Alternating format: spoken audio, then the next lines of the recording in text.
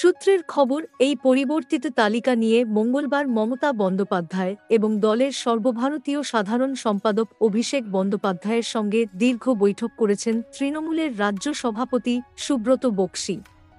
লোকসভা ভোটের ফল ও অন্যান্য সাংগঠনিক রিপোর্টের ভিত্তিতে দলের জেলা ও তার নিচের স্তরে রদবদলের সিদ্ধান্ত আগেই নিয়েছিল তৃণমূল।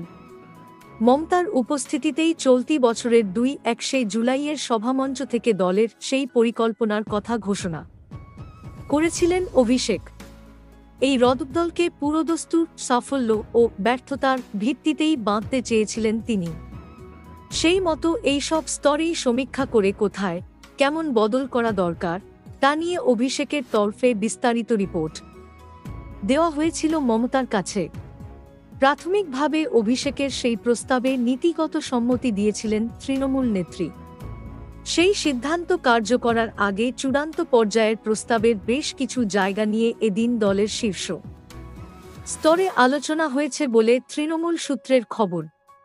দলীয় সূত্রের বক্তব্য, আগামী ডিসেম্বর মাসের মধ্যেই রদবদলের বড় অংশ সেরে ফেলতে চাইছেন তৃণমূল নেতৃত্ব।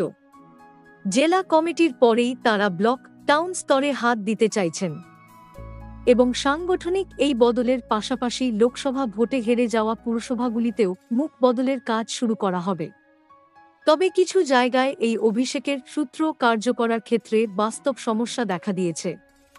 দুইটি এমন পুরসভা রয়েছে যেখানে লোকসভা ভোটে হারের কারণে পুরপ্রধান বা সমমর্যাদায় বদল করার প্রয়োজন হলেও সফল তেমন কেউ না থাকায় নতুন মুখ আনার সমস্যা তৈরি হয়েছে। এই ব্যাপারে দল একটি বিশেষ পথ নিতে চলেছে।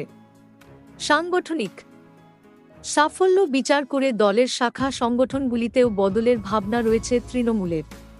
তার মধ্যে যুব ছাত্র সংগঠনের মতো গুরুত্বপূর্ণ শাখাও রয়েছে।